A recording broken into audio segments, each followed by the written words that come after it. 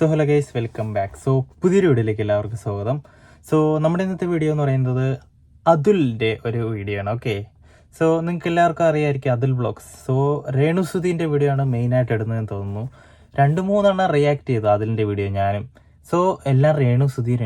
So Renusudhi എന്ന് പറയാൻ കാരണം ഇൻഷ തുറന്ന രേണുസുധി പൊങ്കാലായതുകൊണ്ട് മാത്രം രേണുസുധിൻ്റെ വീഡിയോ കണ്ടില്ല, അല്ലാതെ എല്ലാം രേണുസുധിൻ്റെ വീഡിയോ ആണ് വന്നുകൊണ്ടിരിക്കുന്നത്.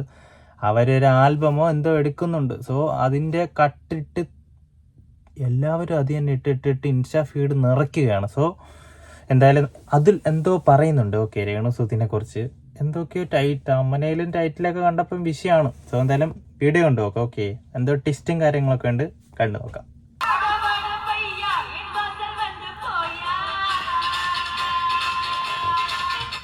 എന്തുവാടേ ഇത്? ശേഷോ അങ്ങനെയൊന്നും പറയല്ലേ, വലിയ കുഴപ്പമില്ലായിരുന്നു.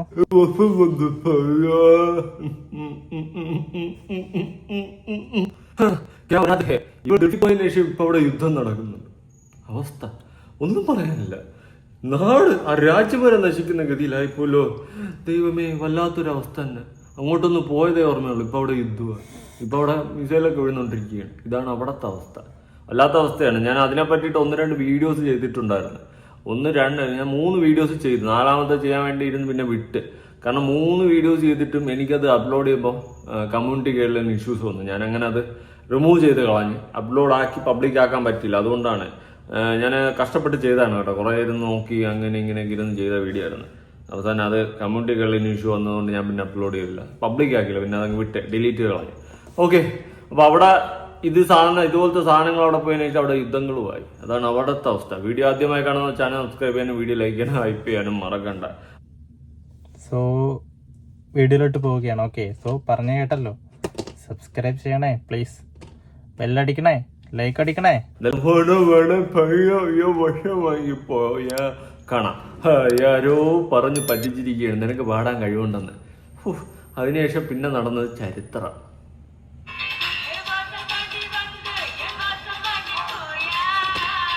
ഈ സൈഡ് പാട്ട് മാത്രമല്ല ഡാൻസും ഉണ്ട്. വേറെ ആരുടെയോ നിന്നൊരുത്തെന്നും തുള്ളിക്കളിക്കുന്നു കുഞ്ഞിപ്പുഴു. എന്താ കാണിക്കുന്നേ?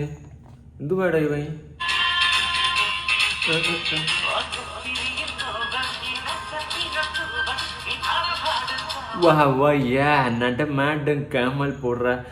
ഞാൻ ആലോചിക്കുന്ന അതല്ലടാ, ഇത്രയും ഗതികെട്ടേനെയൊക്കെ പിടിച്ചിട്ട് ഗാനമേള എന്ന് പറഞ്ഞ് നിർത്തിയിട്ട് ആരടാ ഈ പരിപാടി ഒക്കെ ഉണ്ടാക്കി വെക്കുന്നത്? ആരൊക്കെ പിടിച്ചെടുത്ത് പരിപാടി നടത്തുന്നത്? എനിക്കതാണ് മനസ്സിലാവാത്ത. സാധാരണ ഇങ്ങനെ ഗാനമേള ഇവർക്ക് എന്തോ എതിർപ്പുണ്ടെന്ന് തോന്നുന്നു. അതിൽ പാടാൻ അറിയാവുന്നവരല്ലേ പിടിച്ചോണ്ട് നിർത്തി പാടിപ്പിക്കുന്നത്. ഇതിനൊക്കെ എന്തിനാടാ പിടിച്ചെടുത്ത് പാടിപ്പിക്കുന്നത്? ഇതിനേക്കാളും നല്ലത് ആ ബോക്സിൽ പാട്ടിട്ടിരുന്നെങ്കിൽ ആ ഒറിജിനൽ പാട്ടിരുന്ന് കേൾക്കാറുണ്ട്. നമ്മുടെയൊക്കെ കുട്ടിക്കാലം കളർഫുൾ ആക്കിയതും ഇന്നും കളർഫുൾ ആക്കിക്കൊണ്ടിരിക്കുന്ന ഒരു പാട്ടാണ് ഈ വാട വാട പയ്യൊക്കെ. അതിനൊക്കെ നശിപ്പിച്ച് നാറാണത്തൊക്കെ അടിച്ച് കീറി കയ്യിൽ കൊടുത്തിരിക്കുകയാണ് നമ്മുടെ രണാസുനാന്റെ ടീം. ഇതിനേക്കാളും നല്ലതാ ബോക്സ് പാട്ടുന്നതായിരുന്നു. ഇതിന്റെ അവരവിടെ കാണുന്നത് എഴുതുന്നത്. ആഹാ, എന്തുവാ അപ്പിടാ മുട്ടണ ഇവന്താണ് പറഞ്ഞ? ഇട നേരെ പൊറ കിഴങ്ങ.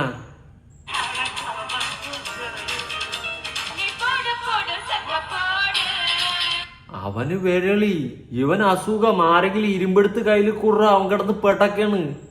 നീ പാട്ട് സ്വർഗപ്പാടെന്ന് പറഞ്ഞപ്പോ അവന് കിടന്ന് പെട്ടപ്പ്. അവനൊരു എന്റർടൈൻമെന്റ് ആക്കിയതാണ്. അതിൽ വെറുതെ വിടൂ പ്ലീസ്.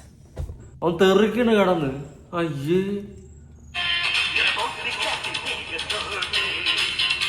ഓ ഗായകനും ഗായികയും കൂടി ഇവിടെ കൊളാക്കും മൊത്തം. അതിന്റെ പരിപാടി പോവാ. അടവാട പയ്യ,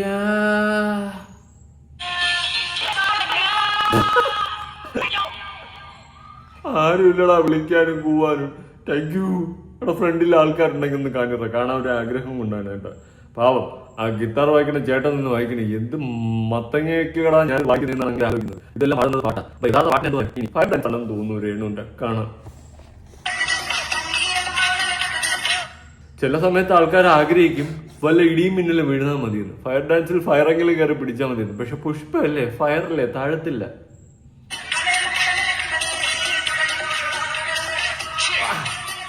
എല്ലാത്തിലും ഒരേ കുണ്ടി സ്റ്റെപ്പ്, വേറെ ഒന്നുമില്ല. ഇങ്ങനെ മാവാട്ടം പോലെ. ഇതെന്ത് ഇങ്ങനെ ഇത്ര ആട്ടായിരിക്കുന്നത്? എങ്ങനെയെങ്കിലൊക്കെ പിടിച്ച് നിക്കണ്ടേ? ഞാൻ ആട്ടിട്ട് ആടുന്നുണ്ടല്ലോ. ശരിയാ.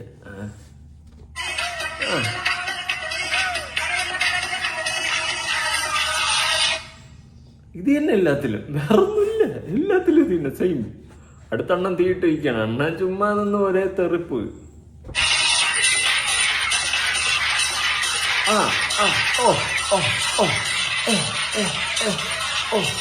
ആ പേപ്പറെല്ലാം കൂടി ഇവിടെ തീ പിടിച്ചിരുന്നെങ്കിൽ മതിയായിരുന്നു, നന്നായിരുന്നു. ആ ശല്യം ഒന്ന് തീർന്നു കിട്ടുമായിരുന്നു.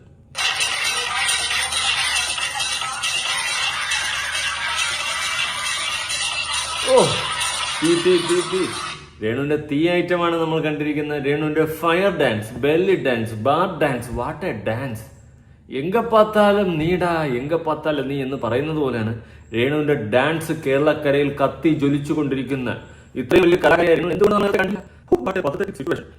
ചെമ്പരത്തി വെക്കേണ്ടതായിരുന്നു. അതായിരുന്നു ചേരുന്നു. ഇത് ചേരത്തില്ല. എന്തായാലും നോക്കാം.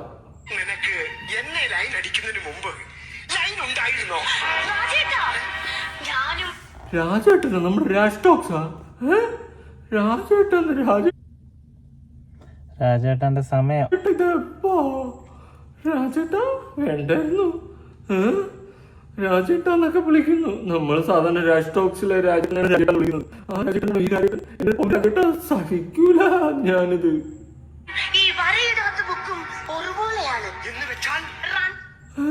വരയിടാത്ത ബുക്കും എന്തുവാ ഉദ്ദേശിച്ചത്? അങ്ങനെ രണ്ടിനും ലൈനില്ല. വരയിടാത്ത ബുക്കിന് ലൈനില്ല, രേണുവിനും ലൈനില്ല. ലൈൻ ഉണ്ടോ എന്ന് ചോദിച്ചപ്പോഴാണ് രാജേട്ടോ രാജേട്ടാണെന്ന്. ഓ മതി. ലൈനിട്ട ബുക്ക് മതി. തികഞ്ഞ്, എനിക്കിപ്പോ തന്നെ തികഞ്ഞു. ഇനി മുഖക്കുരുവിനെ പറ്റി പറയാൻ നമുക്ക് കേൾക്കാം. സൈഡിൽ നിൽക്കുന്നുണ്ട് അടുത്ത മൊണ്ണ ഈ എന്ന് പറഞ്ഞിട്ട് നിൽക്കുന്നുണ്ട് മൊണ്ണ. എങ്ങനെയാടാ സാധിക്കുന്ന ആളോടെ ഒവ്വേ. ഇവന്റെയൊക്കെ ഭാര്യമാരുടെ അവസ്ഥയാണ് ഞാൻ ആലോചിക്കുന്നത്. ഇവൻ ദാസേട്ടൻ, ഇവനൊക്കെ ഭാര്യ മക്കളുണ്ട്. ഇവരുടെയൊക്കെ അവസ്ഥയാണ് ഞാൻ. ഭാര്യ മക്കളെ വരെ വെറുതെ പഴിക്കേൽപ്പിക്കണോ ഇങ്ങനെയൊക്കെ കൂത്താട്ടം കാണിച്ച്? തന്തമാരെ അഴിഞ്ഞാടി കിടക്കുന്നത്. മറ്റേത് പിന്നെ പറയണ്ട, ഓൾറെഡി ഡിം. അയ്യോ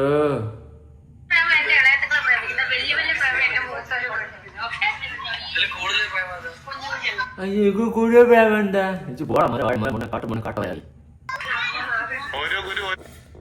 കാട്ടവരാതി എന്നൊക്കെ. ഓരോ കുരു ഓരോ പ്രേമം. ദാസേട്ടൻ, പ്രജീഷ്, വേറൊരു മൊണ്ണ ഉണ്ടല്ലോ ഇപ്പൊ മുടി വളർത്തി തടി വെളുത്തിയെടുത്ത്. അണുങ്ങൾക്ക് അപമാനമായിട്ടുള്ള 3 മൊണ്ണകൾ.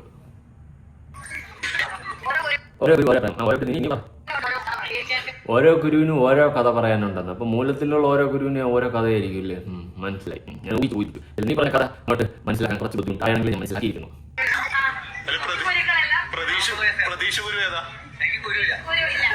അവനെ കുരുവില്ല. അവര് തന്നെ പറയുന്നുണ്ട്. ഞാൻ വിചാരിച്ച അതിലാണ് ഇതെല്ലാം ഉണ്ടാക്കി പറയുന്നതെന്ന്. അവര് തന്നെ പറയുന്നുണ്ട് പ്രജീഷിന്റെ കുരു, ദാസേട്ടന്റെ കുണ്ടിയിലാണ് കുരു. അവന് മുഖത്ത് കുരുവില്ല, അവന് കുണ്ടിക്കാണ് കുരു. അവന്റെ അമ്മച്ചിയുടെ കുരു. അയ്യോ എന്റെ ഇളിയപ്പാറ് വേട്ടാവാളിയെ. ഇവനെയൊക്കെ പോലെയുള്ള അപരാധി മക്കളെ കാരണമാണ് ഈ നാട് ഇങ്ങനെ ആയത്. ഉള്ള കാര്യം പറയല്ലോ. രേണു പറ, നീ പറ. നിന്നെ ഇനി എന്തായാലും നാട്ടുകാർ വലിച്ചേറി പൊങ്കാലിട്ടിട്ടുണ്ട്. കാരണം നീ കമന്റ് ബോക്സ് ഓഫ് ചെയ്ത് മുങ്ങി. നിന്റെ കൂട്ടുകാരികൾ തത്രപ്പാടിലാണ്, ഓട്ടമാണ്, ഞെട്ടോട്ട്. ഇനി എന്ത് ചെയ്യണം മല്ലയ്യ എന്നുള്ള ഓട്ടത്തിലാണ് നിന്റെ കൂട്ടുകാരികൾ.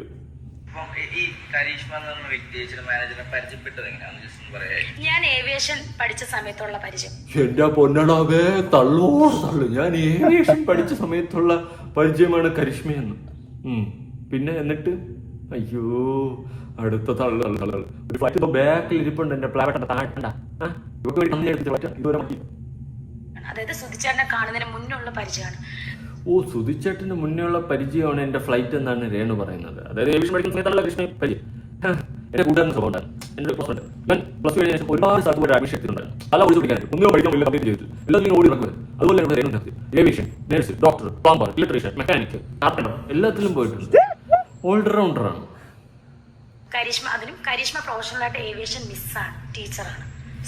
അയ്യോ തള്ളു. നീ അവളുടെ ചരിത്രം കേൾക്കണം. നീ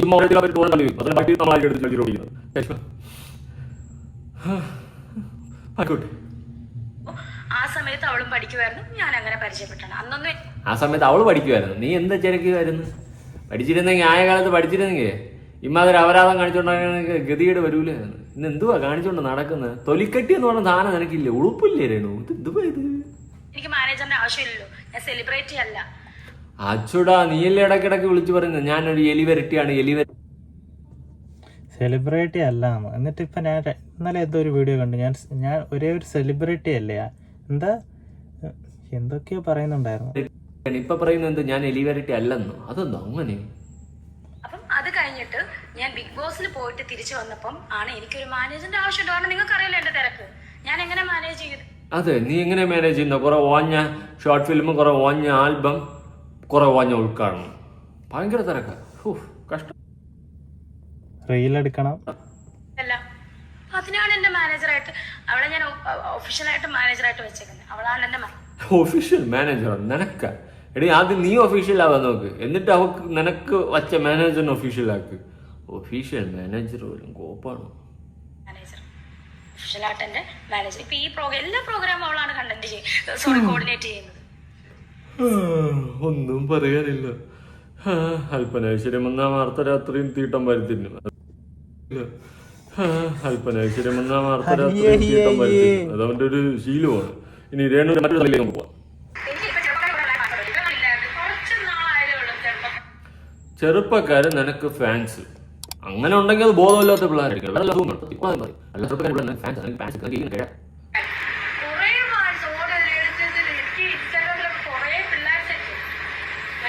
പിള്ളേരെന്തെന്നറിയാം ഫോളോ ചെയ്യുന്നത്. ഈ 5 ദിവസം വരെ 6 ഫോളോ ചെയ്യുന്ന ആൾക്കാരോ? അതുപോലെ ഒരു കോമഡി ഫോളോ വയ്ക്കും, ഒരു എന്റർടൈൻമെന്റ് കോമഡി തന്നെ കണ്ടോണ്ടിരിക്കും. അല്ലാണ്ട് നിങ്ങൾക്ക് ഫാൻസ് നടക്കേണ്ടതല്ലേ? അത് മനസ്സിലാക്കിയിട്ടില്ലേ? ഫോളോ ചെയ്യുന്ന എല്ലാവരും നമ്മുടെ ഫാൻസ് അല്ല, ഹേറ്റേഴ്സും ആണ്.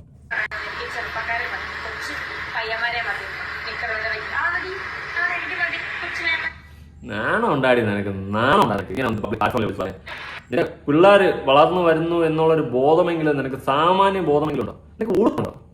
വിളിച്ച് പറയുന്ന പാർട്ടി കേട്ട് ഞാൻ കാലായിരുന്നു നമ്മളെ വൃത്തിയിടാൻ വിളിച്ച് പറയുന്നത്, നമ്മുടെ അവരാണ് വിളിച്ച് പറയുന്നത്. നിനക്ക് സ്വയം ഒരു ഉളുപ്പ് തോന്നുന്നു. മല്ലാതെ ചോദിക്കുക. പുതിയ ഫാൻസ് വന്നു തുടങ്ങിയെന്നാണ് പറഞ്ഞു വരുന്നത്.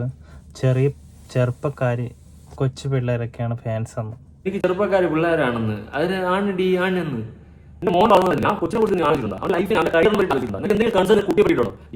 ഇനി ഓഡിയൻസിന്റെ ഇടയിൽ എനിക്കൊരു വോയിസ് ഞാൻ ചോദിച്ചാൽ നിന്റെ അപരാധങ്ങളെ പറ്റിയിട്ട് കേട്ടു നോക്കാം. അതുലെ ഒരു കാര്യം പറയണ്ടായിരുന്നു. ഈ രേണു സുധി എന്ന് പറയുന്ന ആളെ ഒരുപാട് കാലം സുധീനെ വിറ്റ് സുധീൻ്റെ പെർഫ്യൂം, സുധീൻ്റെ ചോരയുള്ള കുപ്പായം എന്നെല്ലാം പറഞ്ഞ് കുറേ നാൾ അങ്ങനെ ജീവിച്ച്. അപ്പം എല്ലാവർക്കും അവളോടൊരു വിധവ, അയ്യോ പാവം, അങ്ങനത്തെ ഒരു കൺസേൺ ഉണ്ടായിരുന്നു, ഒരു സോഫ്റ്റ് കോർണർ. പക്ഷേ ഇപ്പം അങ്ങനത്തെ ഒരു സാധനവും ഇല്ല അവളോട്. ഓളിപ്പോൾ കാണിച്ചു കൂട്ടുന്ന എന്തെന്നാ, എന്താ പറയുക, നമുക്ക് ഫേസ്ബുക്കോ സോഷ്യൽ മീഡിയ എന്ന് പറയുന്ന ഒരു സാധനം തുറക്കാൻ പറ്റുന്നില്ല. ഇവിടെ നോക്കിയാലും ഇവളെ ഈ വൃത്തികെട്ട, വളരെ ബിലോ സ്റ്റാൻഡേർഡ് വീഡിയോസും ക്ലിപ്സും റീൽസും ഒക്കെ കാണാനുള്ളൂ. ആൽബം കുറേ ചെയ്തു എന്നൊക്കെ പറയുന്നുണ്ട്. ഞാനൊരു ആൽബം കണ്ടിട്ടില്ല. ഈ കുറേ കെട്ടിപ്പിടിക്കുന്നതും ഉമ്മ വെക്കുന്നതും അതല്ലാണ്ട് അത് ആൽബത്തിലാണെങ്കിലും ആൽബം കഴിഞ്ഞിട്ട് വെറുതെ നിൽക്കുന്ന സമയത്താണെങ്കിലും രേണു സുധി അതേമാതിരി നിൽക്കുന്നതായിട്ട് ഞാൻ കാണുന്നുള്ളൂ. എനിക്കല്ലാതെ ഒരു എന്താ പറയുക, ആഫ്റ്റർ ഷൂട്ട് നോർമലി ഏതൊരു ആക്ടറും അല്ലെങ്കിൽ ഒരു ആക്ട്രസും ഷൂട്ട് കഴിഞ്ഞാൽ ഒരു ചെയറിൽ പോയി ഇരുന്നിട്ടോ അല്ലെങ്കിൽ അവരുടെ റെസ്റ്റ് ടൈമോ അങ്ങനെ ഉണ്ടാവും. ഇത് ആ കൂടെ അഭിനയിക്കുന്ന ആൾക്കാരുടെ തുറത്ത് കയറി തുള്ളി. അയ്യോ, ഇപ്പം കണ്ട ദാസേട്ടനും എന്താ കോഴിക്കോടും പിന്നെ 2 ചെറുക്കന്മാരും ഒരു കള്ള് ഷോപ്പിൻ്റെ അകത്തുനിന്ന് രേണുവിനെ ഇങ്ങനെ ടോയ് മാതിരി എടുക്കുന്നു. ഒരാൾ പൊക്കുന്നു, താഴെ വെക്കുന്നു, അടുത്ത ആൾ പൊക്കുന്നു. അയ്യോ, വളരുള്ളൂ. രേണു എന്ന് പറയുന്ന ഒരു വ്യക്തി അധപ്പതിച്ച് ഇല്ലാതായിക്കൊണ്ടിരിക്കുകയാണ്. ആര് പറഞ്ഞാലും ശരി, ഒരു അഡൾട്ട്സ് ഓൺലി ലൈനിലാണ് രേണു സുധി ഇപ്പോൾ പോകുന്നത്. ആ പറഞ്ഞത് ശരിയാണ്. ഞാനും കണ്ടായിരുന്നു ഒരു ബാറിൻ്റെ അകത്ത് വെച്ചിട്ട് കള്ളുഷാപ്പ അവിടെ വെച്ചിട്ട് ഒരു 3 ആണുങ്ങൾ മാറി മാറി എടുത്തു പൊക്കുന്നു, ചന്തിക്കടിക്കുന്നു, പിടിക്കുന്നു, വലിക്കുന്നു. അത്രയ്ക്കൊക്കെ ഉള്ളൂ എന്ന് മനസ്സിലായി. സ്വന്തം മക്കളെ പറ്റി ഒരു ചിന്തയുമില്ല. മക്കളുണ്ടെങ്കിൽ ഒരമ്മ ഇങ്ങനെ ചെയ്യില്ല. എന്താണെന്ന് വെച്ചാൽ നാളെ മക്കൾ ഇതെല്ലാം കണ്ടിട്ട് ചോദിക്കൂലേ, എന്താ ഇങ്ങനത്തെ കളി കളിക്കുന്നു, മക്കളെ മുന്നിൽ തല ഒളിച്ചടക്കാൻ പറ്റുമോ? എനിക്ക് തോന്നില്ല. വളരെ മോശം, വളരെ വളരെ അധപ്പതിച്ചു പോയിക്കൊണ്ടിരിക്കുന്നു. പിന്നെ എനിക്ക് തോന്നുന്നു പലരും പറയുന്നത് വെച്ച് ഞാൻ കേൾക്കുന്നു, എനിക്കറിയില്ല അതിനെ പറ്റിയിട്ടുള്ളത്. ഈ പുറത്ത് പോകുന്നതും അതെല്ലാം വളരെ ലോ എക്സ്പെൻസസിൽ പോകുന്നതല്ലേ. ഓളെ ഒരു ഇൻ്റർവ്യൂവിനോ അല്ലെങ്കിൽ ഒരു എന്താ പറയുക, ഒരു ഇനോഗ്രേഷനോ വിളിച്ചു കഴിഞ്ഞാൽ വളരെ കുറച്ച് തുച്ഛമായ പൈസ കൊടുത്താൽ മതി. ഇപ്പം ലക്ഷ്മി നക്ഷത്രനെ വിളിക്കുവാണെങ്കിൽ, വേറെ ആരെ വിളിക്കുവാണെങ്കിലും വേണ്ട. ഫോർ എക്സാമ്പിൾ അനുമോളെ വിളിച്ചാൽ പോലും അനുമോൾക്ക് കൊടുക്കുന്നതിൻ്റെ 4/1 കൊടുത്താൽ ഇവളെ കിട്ടും. അപ്പം നാച്ചുറലി പിന്നെ അതിൻ്റെ പുറത്ത് ഇപ്പം ഈ സ്വർണ്ണക്കടത്തുണ്ടെന്നും അങ്ങനെയൊക്കെ പറയുന്ന നിൽക്കുന്നുണ്ട്. അറിയില്ല, എന്തെങ്കിലും ഉണ്ടെങ്കിൽ ഇനി കുറച്ച് കാലം കഴിയുമ്പോൾ അത് പുറത്ത് വരുമായിരിക്കും. അങ്ങനെ പലരും പറയുന്നതായിട്ട് കേൾക്കുന്നു. ബിക്കോസ് അല്ലാണ്ട് ഇത്രയും അങ്ങനെയുള്ള ആൾക്കാർക്ക് ഇപ്പം പലപ്പോഴും പറഞ്ഞു കേട്ടിട്ടുണ്ട് സ്വർണ്ണക്കടത്ത് എല്ലാം പോകുമ്പോൾ. അത് പറഞ്ഞു കേട്ടിട്ടുണ്ടെന്ന്, സ്വർണ്ണക്കടത്ത് രേണുസുതിക്കുണ്ടെന്ന്. അയ്യോ, രേണുസുതി പോലും അറിയാതെ രേണുസുതി ഒരു അധോലോകമായി മാറിക്കഴിഞ്ഞു.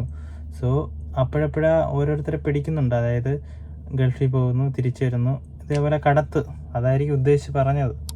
പിന്നെ സാധനങ്ങൾ നമ്മൾ നാട്ടിലെത്തിച്ചു കൊടുത്താൽ ഇത്ര പൈസ കിട്ടും, അല്ലെങ്കിൽ ഇങ്ങനെ ഒരു ഗോൾഡ് ജ്വല്ലറി കിട്ടും, അല്ലെങ്കിൽ ഒരു ഐഫോൺ കിട്ടും. അങ്ങനെ പലതും പറയുന്ന കേട്ടിട്ടുണ്ട്. എയർപോർട്ടും സംബന്ധമായി അവിടെ നിന്നൊക്കെ ഞങ്ങൾ കേട്ടിട്ടുണ്ട്. പക്ഷെ ഞാൻ കണ്ടിട്ടില്ല രേണുസുതി അങ്ങനെ ചെയ്യുന്നത്. എന്നാലും സാഹചര്യങ്ങൾ വെച്ച് നോക്കുമ്പോൾ അങ്ങനെയായിട്ട് തോന്നുന്നുണ്ട്, ടു ബി വെരി ഫ്രാങ്ക്. പിന്നെ ഓളെ പരിപാടി, ഈ റീലോ ഒരു സാധനം ചെറിയ മക്കളെ കാണിക്കാനൊന്നും കൊള്ളൂല. എല്ലാം എബവ് 18 ആണ്. അതുകൊണ്ട് ഐദർ രേണുസുതി ഈ സംഭവം നിർത്തണം, അല്ലെങ്കിൽ രേണുസുതിനെ ഇതിൻ്റെ അകത്ത് നിന്ന് ബാൻ ചെയ്യാൻ വല്ല മാർഗം ഉണ്ടെങ്കിൽ, എന്ത് മാർഗം ഉണ്ടെങ്കിൽ ഞങ്ങളൊക്കെ റെഡിയാണ് അതിനുവേണ്ടി എന്ത് ചെയ്യാനും. അത്ര ഹോറിബിൾ, കാണാൻ പറ്റുന്നില്ല. നമ്മളെ ചെറിയ മക്കളെല്ലാം വലുതായി വരുന്നു. അവരൊക്കെ ഇതൊക്കെ എന്താ പറയുക, ഇപ്പം ആരോ കുട്ടികൾക്കെല്ലാം ഫോണുണ്ട്. എല്ലാവർക്കും പഠിത്തത്തിൻ്റെ ഭാഗമായിട്ട് തന്നെ ഫോണിലോട്ട് ഓൺലൈൻ ക്ലാസ്സസ് വരുമ്പോൾ അവരത് ക്ലാസ് ചെയ്യുമ്പം വല്ല ഫേസ്ബുക്കോ എന്തെങ്കിലും ഓൺലൈനോ മീഡിയ തുറന്നു നോക്കുമ്പോൾ കാണുന്നത് ഇപ്പോൾ ഈ തുണിയില്ലാത്തതും വയറ് കാണിച്ചിട്ടും അശ്ലീലം കൂടിയ വർത്താനമായതുകൊണ്ട് എന്ത് വട തിന്നോന്ന് വെച്ചപ്പം എൻ്റെ വട കാണുന്നുണ്ടോയെന്നാണ് ചോദിക്കുന്നത്. അതിനുള്ള ഉത്തരം അത്ര ഡേർട്ടി, ഹൊറിബിൾ. ആൻഡ് ചില മീഡിയസുകളെ കൂടെ ഇതിനായിട്ട് പുറകെ നടക്കുന്നുണ്ട്. പൈസ കൊടുത്ത് നടത്തുന്നതാണോന്നും അറിയില്ല. ഇഷ്ടംപോലെ കാശുണ്ട് ഇപ്പം തോന്നുന്നു. പല്ല് നന്നാക്കാൻ വേണ്ടി 4 lakhs പ്ലസ് ചിലവായി. ഈ പലനാൾ കള്ളൻ ഒരു നാൾ പിടിയിൽ, അണയാൻ പോകുന്ന തീ ആളിക്കത്തും എന്നൊക്കെ പറയുന്ന ചൊല്ലുകളാണ്. അത് എത്രത്തോളം സത്യമാണെന്ന് രേണുവിന്റെ ഈ അധപ്പതനം നമുക്ക് ചൂണ്ടിക്കാണിച്ചു തരും. രേണുസുതി എന്ന് പറയുന്ന വ്യക്തി നെഗറ്റീവ് പോരട്ടെ എന്ന് പറഞ്ഞുകൊണ്ടിരുന്നു. ഇപ്പൊ കമന്റ് ബോക്സ് ഓഫ് ആക്കിയിട്ടിരിക്കുകയാണ് സ്വന്തം ഇൻസ്റ്റാഗ്രാമിൽ. ഇനിയിപ്പോ ഞാൻ പറഞ്ഞത് കേട്ടുകൊണ്ടല്ല ഓണാക്കും. അങ്ങനത്തെ പേക്കൂത്തുകളാണ്. എന്തായാലും ഇവള് തന്നെ ഇവളുടെ കുഴി തോണ്ടിക്കൊണ്ടിരിക്കുകയാണ് എന്നുള്ളൊരു കാര്യം മനസ്സിലാക്കുക. ഇത്രയും നെഗറ്റീവ് ഹെയ്റ്റ് വാങ്ങി വെച്ചിട്ട് ഈ സമൂഹത്തിൽ ഉളുപ്പില്ലാണ്ട് എങ്ങനെ ഇവള് ജീവിക്കുന്നുണ്ടെന്ന് വെച്ച് കഴിഞ്ഞാൽ എനിക്കറിയില്ല. നാളെ ഇവളുടെ മകൻ വളർന്നു വരുമ്പോൾ അവൻ സ്കൂളിലും കോളേജിലും ഫേസ് ചെയ്യേണ്ടി വരുന്ന ഒരുപാട് ക്വസ്റ്റ്യൻസ്, നിന്റെ തള്ള അതല്ലേ ഇതല്ലേ എന്നൊക്കെ ഉള്ള രീതിയിൽ, അതിനെ പറ്റിയിട്ടൊന്നും ഒരു കൺസേൺ ഇല്ല. സ്വന്തം അഴിഞ്ഞാട്ടത്തിനും സ്വന്തം തോന്നിവാസത്തിനും വേണ്ടിയിട്ട് ആ മക്കളുടെ ജീവിതവും ജീവനും ബലിയാടാവുകയാണെന്നാണ് ഞാൻ മനസ്സിലാക്കുന്നത്. എന്തായാലും ഈ ഒരു വിഷയവുമായി ബന്ധപ്പെട്ട് നിങ്ങളുടെ അഭിപ്രായങ്ങൾ ഉറപ്പായിട്ട് താഴെ കമന്റ് ചെയ്യണം കേട്ടോ. പുതിയൊരു വീഡിയോ ആയിട്ടാണ്. അപ്പോൾ എന്തായാലും ഇത്രയേ ഉള്ളൂ അതുലിന് പറയാൻ. ആ വിഷയം വോയിസാണ്. എന്തായാലും നല്ല നല്ല കറക്റ്റ് കാര്യങ്ങളാണ് വോയിസിലും പറഞ്ഞത് അവസാനം കേട്ടെ. സോ എന്തായാലും ഇത്രയേ ഉള്ളൂ. രേണുസുതിയുടെ അധംപതനം എന്നൊക്കെ പറയുന്നുണ്ട്. ആളി കത്തിക്കൊണ്ടിരിക്കുകയല്ലേ, എന്തെങ്കിലുമൊക്കെ താഴോട്ട്. എന്നായാലും ഒരു ഡൗൺ സ്റ്റേജും ഉണ്ട് ഗൈസ്, അപ്പ് സ്റ്റേജ് മാത്രമല്ല എല്ലാവർക്കും. സോ എന്തായാലും വീഡിയോ ഇത്രയേ ഉള്ളൂ. വീഡിയോ ഇഷ്ടപ്പെട്ടിട്ടുണ്ടെങ്കിൽ ലൈക്ക്, ഷെയർ, സബ്സ്ക്രൈബ്. നിങ്ങളുടെ അഭിപ്രായവും കമൻ്റ് അടിക്കുക. ലൈക്ക് അടിക്കാത്തവർ ഡിസ്ലൈക്ക് എങ്കിലും അടിക്കുക. അടുത്ത നല്ലൊരു വീഡിയോയുമായി കാണാം ഗൈസ്. Bye bye.